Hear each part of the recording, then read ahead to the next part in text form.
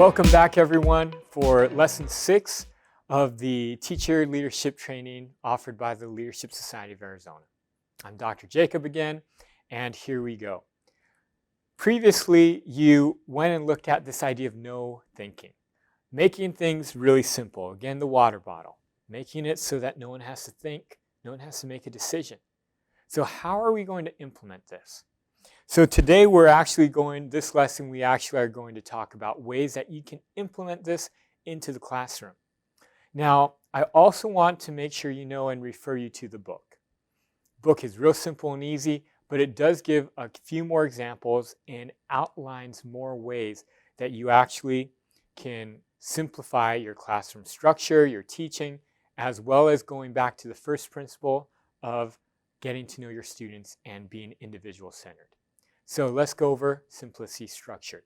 There's 3 ways in which you can implement, or 3 main ways you can implement Simplicity Structured. One is through the physical layout, physical things, where things are located, where to find things, where to go for things.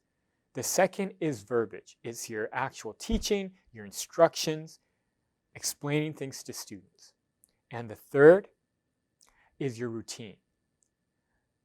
Humans are a people of habits, so the more consistent you deal with people, whether it's what you do in class, how you do things in class, the process in which your classroom works, that is your routine.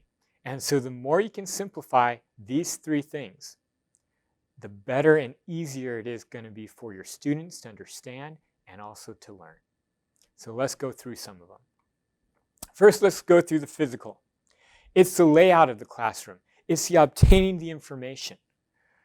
I remember going to one school into the homeroom class or the study period. And in that school, actually their grades are all online in an app. And every student is required to download this app. So of course, what our job was to help these struggling students in their study period improve their grades. So we had them for only 45 minutes. What were we going to do? Well, the first thing I was wondering is the physical layout or the actual, where are they getting their information? Amazingly, most of these students did not know what their grade was, because as simple as it was to download this app and look on this app physically for, hey, this is what my grade is. Amazingly, even though it was a requirement, most of the students had never downloaded the app. When I asked them where to find their grades, they had no clue. And the teacher would tell me, I told them to download the app, da-da-da-da-da. So we actually sat with these students, downloaded the app, showed them how to find their grades. And when they got into a routine of doing this, it allowed them to be able to see their grades quicker, easier, and allowed them in many times to self-correct their poor grades when they actually knew what it was. And so that's an example of physically getting people the information, letting them see, making sure they know where to find things. Second is just the layout. Even a layout in a classroom, knowing where to get the materials, knowing where their old assignments are, knowing if they miss an assignment, where to find that assignment in the classroom, knowing who to ask for what, right? All of these things are the physical layout. And the more you can simplify it, the more you can make it very clear to students, the easier it will be for them. Now, the one thing I need to warn you about here is even when you think it is so simple that everyone knows where things are, like this one school thought with their app and finding grades, it's not that simple for students. Because you're looking at it from an adult who's gone through a lot of experiences. Everything like this is easy for you. But for the students, especially for the struggling students, it's not as easy. Even if you put it in an app, even if you tell them to download it, it's very difficult. So remember that as you're trying to simplify things. Now, the second is with verbiage. And this, my general rule, if the student has to hear you say it, they're going to forget it. So you want to minimize what you say and make sure the information is written down somewhere physically for them so that they can quickly get it. But if you do have to tell them something, make sure it's short, make sure it's sweet. On the screen, you see some examples.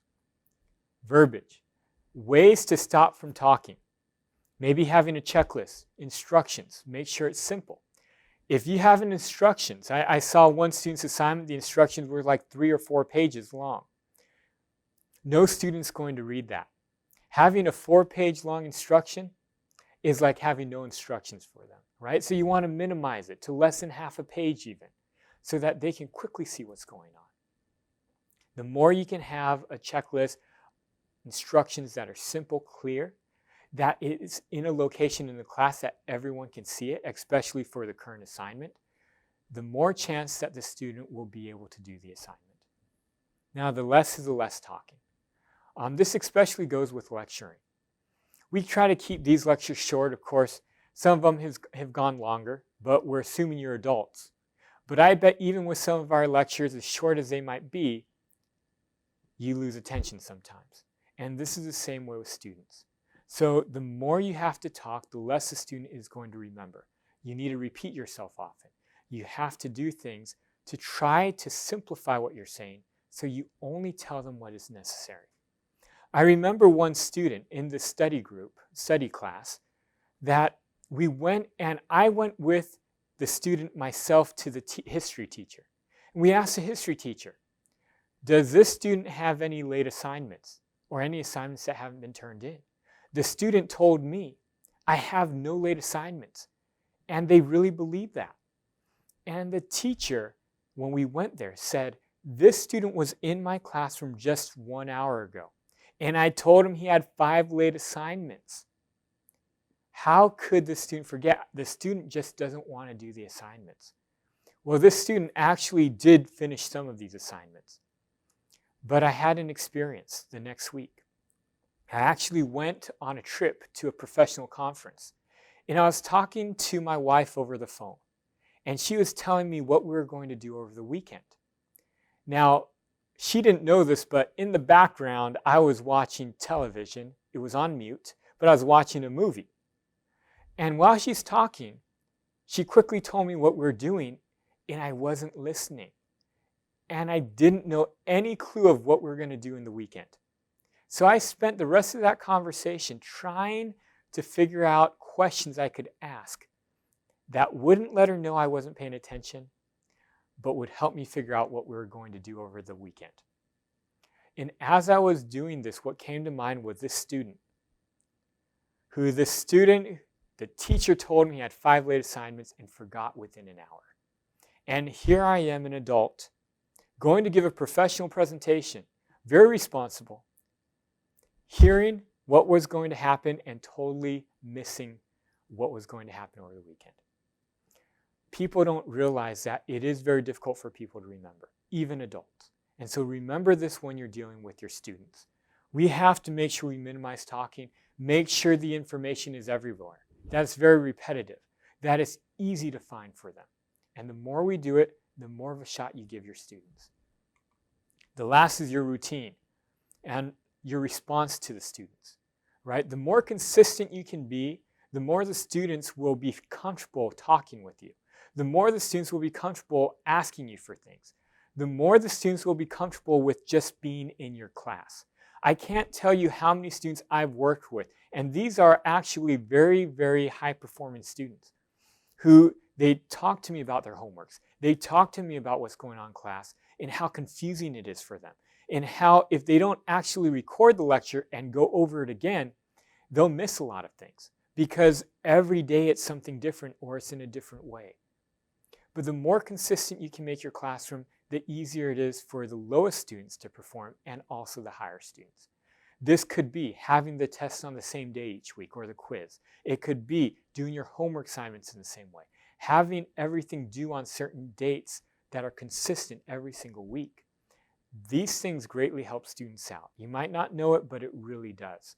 And so these are just 3 different areas that you can try to make things more simplicity structured and be able to help your students be in a classroom where there's no risk, they don't have to think, they don't have to make decisions.